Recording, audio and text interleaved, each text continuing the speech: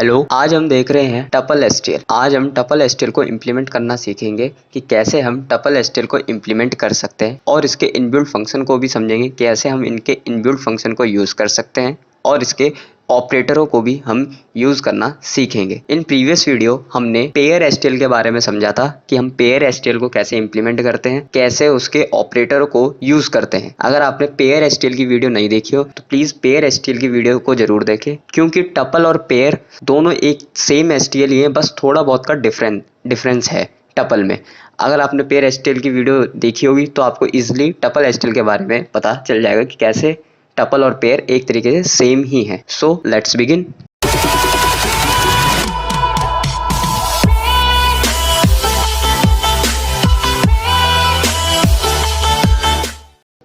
तो अब हम अपने एडिटर पे आ चुके हैं, जहाँ पे मैंने टपल एसटीएल का कोड कर रखा है। सबसे पहले हम इसकी हेडर फाइल के बारे में जानते हैं कि क्या इसकी हेडर फाइल, क्योंकि हमें पता है हर एक एसटीएल की अपनी एक खुद की हेडर फाइल होती है, बस पेयर एसटीएल को छोड़ के। तो ऐसे ही टपल एसटीएल की भी अपनी खुद की हेडर फाइल होती है, जैसे हैज़ इंक्लूड, और उसको आपको एंगुलर बेसिस में टपल लिख देना तो आपकी टपल हेडर फाइल यूज़ हो जाएगी। तो जैसा कि हमने एरे एसटीएल में समझा था कि हमारी एक कॉमन हेडर फाइल भी होती है कि अगर हम उसको यूज़ करते हैं तो हम किसी भी हेडर फाइल को इंक्लूड करें या ना करें वो हमारी मर्जी होती है। वो होती है हमारी बिट्स हेडर फाइल, कि अगर हम इसको यूज़ कर लेते हैं अपने प्रोग्राम में तो हम फिर किसी भी हेडर फाइल को यूज़ करना चाहें या ना करना चाहें वो आपकी मर्जी। अगर आप सिंपली आईओ स्ट्रीम की हेडर फाइल यूज़ करते हैं तो आपको हर एक फंक्शन के लिए उनकी स्पेसिफिक हेडर फाइल यूज़ करनी पड़ेगी। तो इसलिए मैंने आपको दोनों में बता दिया। अगर आप आईओ स्ट्रीम की हेडर फाइल सिंपली यूज़ करते हो तो आपको टपल हेडर फाइल यूज़ करनी पड़ेगी। अगर आप बिट्स वाली हेडर फाइल यूज़ करते हो तो आपको टपल हेडर फाइल यूज़ करने की कोई ज़रूरत नहीं है, आपकी मर्जी है। सो फिर हम आते हैं अपने मेन फंक्शन की ओर। मेन फंक्शन में मैंने क्या कर रखा है, मैंने अपना एक टपल क्रिएट कर रखा है। मैंने यहाँ पे टपल का सिंटैक्स बना रखा है कि कैसे हम टपल क्रिएट करते हैं। अगर आप देखेंगे कि अगर आपने पेयर एसटीएल की वीडियो देखी होगी तो लगभग ये सेम ही है पेयर जैसा, बट पेयर में क्या होता था, वो आपसे 2 डेटा टाइप लेता था और उनका पेयर क्रिएट करके दे देता था। बट टपल में क्या है, आपसे ये 3 डेटा टाइप लेगा, उन 3 का टपल क्रिएट करके दे देगा। मतलब एक तरीके पेयर ही, बट ये ट्रिपलेट कहलाएगा कि आपके 3 डेटा टाइप लेगा और ट्रिपलेट क्रिएट करके दे देगा आपको ये। तो ये हो गया टपल हमारा। तो सेम वैसे ही आपको करना है कि आपको पहले टपल नाम लिखना पड़ेगा, टपल कीवर्ड, फिर आपको एंगुलर बेसिस में आपको डेटा टाइप बताने होंगे, 3 डेटा टाइप जिनका आप यूज़ करना चाहते हैं, जिनका आप टपल क्रिएट करना चाहते हैं। तो मैंने यहाँ बता दिया स्ट्रिंग, इंटीजर और करेक्टर, इनका मेरे को टपल क्रिएट करके दे दो, तो वो मेरे को टपल क्रिएट करके दे देगा। और मैंने फिर इनका ऑब्जेक्ट क्रिएट कर दिया P1। और फिर अब हम आते हैं इसके असाइनिंग वैल्यू पे कि कैसे हम वैल्यू असाइन कराते हैं। तो असाइनिंग में आप देखेंगे ये भी सेम पेयर टाइप का ही है, बस आपको क्या करना है, टपल अगर आप यूज़ कर रहे हो तो आपको जब हम मेक पेयर, जब हम पेयर एसटीएल कर रहे थे तो हम वहाँ पे मेक पेयर लिखते थे, तो हमें टपल में बस हमें क्या लिखना है, मेक टपल लिख देना है, तो हमारा टपल असाइन हो जाएगा। जो हमारी टपल है वो हमारी असाइनिंग हो जाएगी। तो ऐसे ही मैंने करा कि जो मैंने ऑब्जेक्ट डिक्लेयर करा था उसमें असाइन करवा दिया मेक टपल की मदद से, और फिर वो वैल्यू जो आपको असाइन करवानी है, जैसे मैंने स्ट्रिंग, तो मैंने स्ट्रिंग में असाइन करा दिया हेलो, और इंटीजर में 20, एंड कैरेक्टर था तीसरा डेटा टाइप, तो उसमें मैंने जी असाइन करा दिया। तो मेरा एक टपल पूरा असाइन हो गया यहाँ पर। तो अब हम आते हैं कि इनको कैसे प्रिंट करा जाता है टपल को। टपल को प्रिंट करने का वे जो है वो अलग है as compare to pair. Pair में तो हम सिंपली डॉट फर्स्ट और डॉट सेकंड फंक्शन से यूज़ कर लेते थे, उनको प्रिंट कर लेते थे। बट आपको टपल में ऐसा नहीं करना पड़ेगा। आपको टपल में इंडेक्स बतानी पड़ेगी कि आप इंडेक्स से ही प्रिंट करा सकते हैं किसी भी वैल्यू को। तो कैसे कि आपको सी आउट में लिखना है यूजिंग गेट फंक्शन। आपको गेट फंक्शन का यूज़ करना है और गेट फंक्शन आपको एंगुलर बेसिस में आपसे इंडेक्स मांगेगा। तो जैसे मैंने यहाँ पे बता दिया 0 इंडेक्स और जो आपने ऑब्जेक्ट डिक्लेयर कर रखा है उस ऑब्जेक्ट का नाम। तो मैंने P1 ऑब्जेक्ट डिक्लेयर कर रखा था, तो P1 ऑब्जेक्ट, और फिर प्रिंट हो जाएगी जो मेरी 0 इंडेक्स पे वैल्यू होगी। 0 इंडेक्स पे मेरी वैल्यू क्या है, हेलो, तो वो मेरा हेलो प्रिंट हो जाएगा 0 इंडेक्स पे। ऐसी सेम जब फर्स्ट इंडेक्स पे आएंगे तो गेट एंगुलर बेसिस में फर्स्ट इंडेक्स और P1 एंड ऐसी गेट 2। तो मेरी क्या होगी, मेरी तीनों वैल्यू जो है वो प्रिंट हो जाएगी, मतलब हेलो 20 और जी जो है वो तीनों मेरी आउटपुट स्क्रीन पे प्रिंट हो जाएगी। आइए अब हम इसका आउटपुट देखते हैं कि क्या आउटपुट आता है। और अब आप ये देखिए कि मेरी आउटपुट स्क्रीन आ गई है जिसमें प्रिंट होता हुआ दिखाई दे रहा है हेलो 20 और जी। और हमें पता है हेलो हमारी 0 इंडेक्स पे थी इसलिए सबसे पहले हेलो प्रिंट हुआ। 20 हमारी फर्स्ट इंडेक्स पे थी तो हमारा 20 प्रिंट होता हुआ दिखाई दिया। और जी हमारी सेकंड इंडेक्स पे थी तो वो हमें जी प्रिंट होता हुआ दिखाई दिया, क्योंकि जी 0 से काउंटिंग होती है तो इसलिए 0 1 2। सो हमने देखा कि अभी तक कि कैसे हम टपल को कैसे क्रिएट करते हैं, कैसे हम उसकी वैल्यू को असाइन कराते हैं और कैसे हम प्रिंट कराते हैं। तो हम आगे मूव करते हैं कि इनके इनबिल्ट फंक्शन सबको समझते हैं कि कैसे इनबिल्ट फंक्शन को हम यूज़ करते हैं। तो चलिए, तो मैंने यहाँ पे कुछ इनके टपल के इनबिल्ट फंक्शन को लिख रखा है जो हम यूज़ करेंगे अपने प्रोग्राम में। वैसे और भी होते हैं जो सबसे ज़्यादा यूज़ करे जाते हैं, उन्हीं को हम यूज़ करेंगे टपल में, जो इनके फंक्शन को यूज़ करे जाते हैं इनबिल्ट फंक्शन। सबसे पहले इनबिल्ट फंक्शन जो हमारा आता है वो आता है साइज़ फंक्शन। साइज़ फंक्शन क्या करता है, आपको टपल का साइज़ रिटर्न कर देगा कि क्या टपल का साइज़ है वो आपको ये रिटर्न कर देगा। अब हम आते हैं अपने सेकंड फंक्शन पे जो है स्वैप।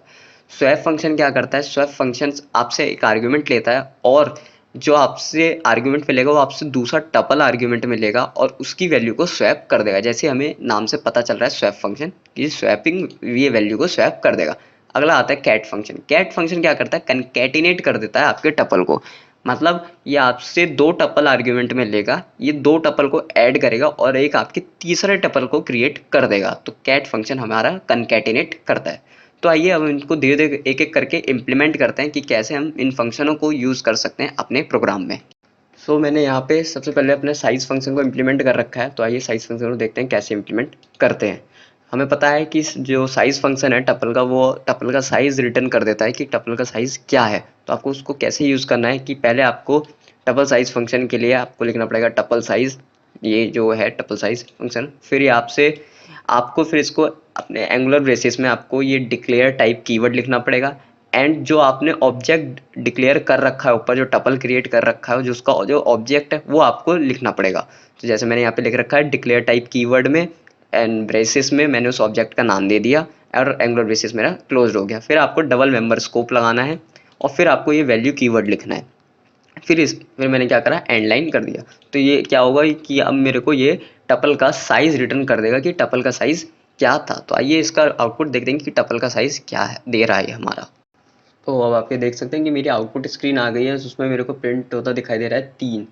3 क्यों मेरे को प्रिंट होता दिखाई दे रहा है, क्योंकि अगर आपको ध्यान होगा जब हमने टपल ऑब्जेक्ट डिक्लेयर करा था, P1 ऑब्जेक्ट डिक्लेयर करा था, तो उसमें हमने 3 वो डेटा टाइप को यूज़ करते, स्ट्रिंग, इंटीजर एंड करेक्टर। तो उसमें जो हमारी वैल्यू थी वो हेलो एंड और इंटीजर और करेक्टर टाइप की थी। तो इसलिए मेरे को यहाँ पे 3 साइज रिटर्न होता दिखाई दे रहा है। तो इसका मतलब सही है, जितना भी आपने जो भी वैल्यू आपने लिख रखी होगी वो आपको उसका साइज बता देगा। तो मैंने वहाँ पे 3 वैल्यू दे रखी थी, एक स्ट्रिंग टाइप की, इंटीजर टाइप की एंड करेक्टर टाइप की, जिसके कारण मेरे को यहाँ पे 3 प्रिंट होता दिखाई दे रहा है। तो अब हम मूव करते हैं फिर अपने अगले फंक्शन की ओर। तो हमारा जो अगला फंक्शन जो है वो है स्वैप फंक्शन। एंड हमें पता है कि स्वैप फंक्शन जो है हमारा वो हमसे एक दूसरे टपल का आर्ग्यूमेंट लेता है ताकि जिसकी वो वैल्यू को स्वैप कर सके। तो इसलिए मैंने यहाँ पे एक दूसरा टपल क्रिएट कर रखा है सेम उसी टाइप का, स्ट्रिंग, इंटीजर और करेक्टर टाइप का, जो मैंने ऊपर अपना जो टपल पहला क्रिएट करा था वैसे। बट मैंने यहाँ पे इसको जो वैल्यू जो असाइन करी है वो डिफरेंट वे से कर रखी है असाइन, कि आप देख सकते हैं मैं यहाँ पे मेक टपल का यूज़ मैंने नहीं करा। मैंने सीधा जैसे ऑब्जेक्ट डिक्लेयर करा मैंने उसी के साथ इसकी वैल्यू भी असाइन करा दी जो है वर्ल्ड, 100 एंड के। तो आप ऐसे भी टपल को असाइन करा सकते हैं। मैंने आपको फर्स्ट वे मेक टपल से बताया और आपका ये सेकंड वे जो है वो आप इस वे से भी अपने टपल को इनिशियलाइज कर सकते हैं। तो हम आगे मूव करते हैं स्वैप फंक्शन की ओर। तो स्वैप फंक्शन में पता है आर्ग्यूमेंट लेता है एक हमसे, आर्ग्यूमेंट में वो हमसे दूसरा टपल लेता है। तो मैंने दूसरा टपल पास कर दिया टी, जो मेरा टी ऑब्जेक्ट मैंने यहाँ डिक्लेयर कर रखा है, और स्वैप फंक्शन को लिख करा मैंने। और P1 डॉट स्वैप, P1 क्या है, वो हमारा पहला ऑब्जेक्ट है टपल का। तो P1 डॉट स्वैप का क्या हुआ कि ये जो टी ऑब्जेक्ट जो है, इस टी ऑब्जेक्ट में जो डेटा पड़ा होगा, इस टपल में जो डेटा पड़ा होगा वो मेरा सारा P1 में आ जाएगा और P1 का जो भी डेटा होगा वो सारा मेरा टी में आ जाएगा। तो इसलिए मैंने यहाँ पे नीचे सी आउट स्टेटमेंट भी लगा रखी है P1 की, ताकि हम देख सकें कि क्या मेरा P1 का डेटा स्वैप हुआ, मतलब P1 में टी का डेटा आया या नहीं। तो आइए अब इसका हम आउटपुट देखते हैं कि क्या मेरा चेंज हुआ है वैल्यू में या नहीं हुआ। और अब आप ये देख सकते हैं कि मेरी आउटपुट स्क्रीन आ गई है जिसमें प्रिंट हो रहा है वर्ल्ड, 100 एंड के। और आप यहाँ भी देख सकते हैं कि ये वर्ल्ड 100 और के जो है ये मैंने टी ऑब्जेक्ट जो मैंने टी टपल जो है मेरा उसमें मैंने वैल्यू असाइन करा रखी थी और मैं प्रिंट करा रहा हूँ P1 को। तो मेरी जो प्रिंट हो रहा है, जो मेरा P1 से प्रिंट जो हो रहा है वो हो रहा है वर्ल्ड 100 के। क्यों? क्योंकि हमने अभी स्वैप फंक्शन को यूज़ करा जिससे इसने मेरा क्या करा, स्वैप फंक्शन ने टी का जो ऑब्जेक्ट था उसकी वैल्यू को P1 में डाल दिया और P1 को टी में डाल दिया। तो आप देख सकते हैं मेरी वैल्यू चेंज हो गई है P1 टपल में, क्योंकि हमें पता है जब हमने P1 टपल को क्रिएट करा था तो वहाँ पे हमने वैल्यू कुछ और असाइन करा रखी थी, ये असाइन नहीं थी।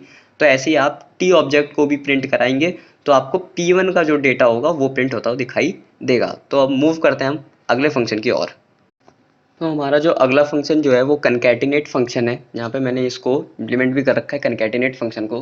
कनकैटिनेट फंक्शन को हमें पता है कि वो आपसे दो आर्ग्यूमेंट लेता है, दो आर्ग्यूमेंट के रूप में आपसे दो टपल लेता है और उनको कनकैटिनेट करके मतलब उन दोनों की वैल्यू को एक करके एक तीसरा टपल क्रिएट कर देता है।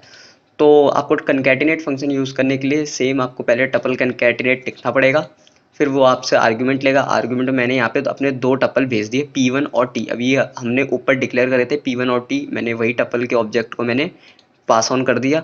और फिर आपको ऑटो कीवर्ड की मदद से एक अपना वेरिएबल बनाना है जिसमें ये वैल्यू को असाइन करा देगा, मतलब आपका एक नया टपल क्रिएट कर देगा। तो अब मैंने ऑटो कीवर्ड की मदद से एक मैंने T2 ऑब्जेक्ट बनाया जिसमें ये टपल कैटेनेट जो है फंक्शन जब ये वैल्यू रिटर्न करेगा तो मेरे T2 वाले ऑब्जेक्ट में रिटर्न हो जाएगी एंड फिर आप उससे प्रिंट करा सकते हैं। तो इसलिए मैंने यहाँ पे सी आउट स्टेटमेंट भी लगा रखी है जिसमें मैंने पहले 0 1 2 की इंडेक्स को प्रिंट करा है। 0 1 2 की इंडेक्स में क्या प्रिंट होगा, P1 में जो वैल्यू पड़ी होगी वो प्रिंट होगी।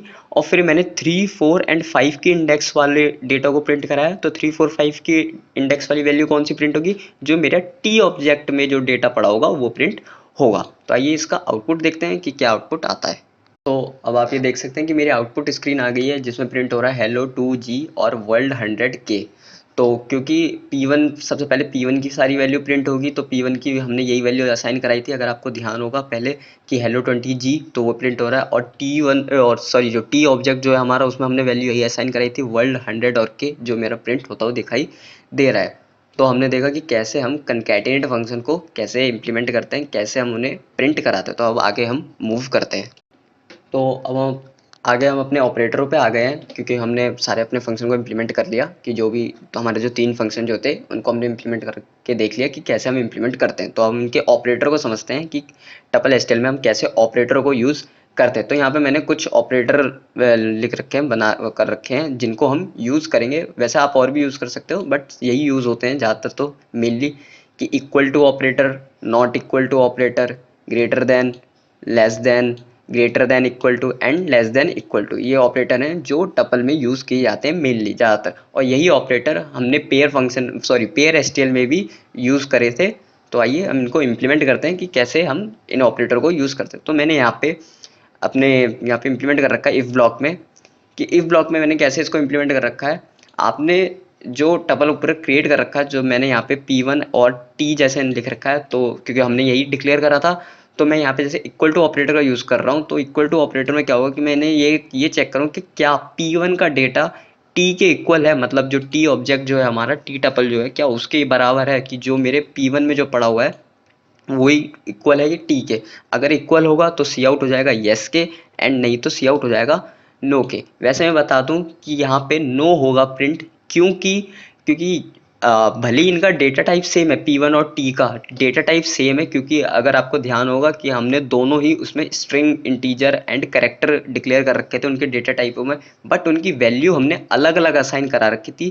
क्योंकि P1 में हमने जैसे हेलो असाइन करा रखा था तो T में हमने वर्ल्ड असाइन करा रखा था। तो ऐसे ही हमने वैल्यू डिफरेंट असाइन करा दी थी ताकि इसलिए मेरे को यहाँ पे नो प्रिंट होगा। तो आइए इसका आउटपुट देखते हैं। और अब आप ये देखें कि मेरी आउटपुट स्क्रीन आ गई है जिसमें प्रिंट हो रहा है नो। क्योंकि हमें नो क्यों प्रिंट हो रहा है, क्योंकि हमें पता है कि नो इसलिए प्रिंट हो रहा है क्योंकि जब आप कंपैरिजन ऑपरेटर को यूज़ करते हैं, चाहे टपल का यूज़ कर रहे हो या पेयर के यूज़ कर रहे हो, तो आपकी सीधा वैल्यू वो चेक करेगा, ना कि डेटा टाइप को कि डेटा टाइप सेम है। वो आपको चेक नहीं करेगा, वो आपकी वैल्यू को चेक करेगा कि जो आपने वैल्यू उन्हें असाइन करवा रखी है कि वैल्यू सेम है या नहीं है। तो यहाँ पे हमें पता है कि हमारी वैल्यू दोनों टपल में डिफरेंट थी, इसलिए मेरे को नो प्रिंट हो रहा है यहाँ पर। तो देखा आपने कि कैसे हम कि कैसे हम ऑपरेटर को यूज़ कर सकते हैं, और ऐसे ही आप और भी बाकी सभी ऑपरेटरों को यूज़ कर सकते हैं। सेम ऐसी इफ़ ये ब्लॉक में आप सभी ऑपरेटर को यूज़ कर सकते हैं। सो आई होप आपको समझ में आया होगा कि कैसे हम टपल को क्रिएट करते हैं, कैसे हम उनके इनबिल्ट फंक्शनों को यूज़ करते हैं, कैसे हम उनके ऑपरेटर को यूज़ करते हैं, कैसे इनकी वैल्यू सबको प्रिंट कराते हैं। आपको समझ में आया होगा। अगर आपको वीडियो अच्छी लगी हो तो लाइक करें, चैनल को सब्सक्राइब करें। सो फिर मिलते हैं अगली वीडियो में, तब तक के लिए।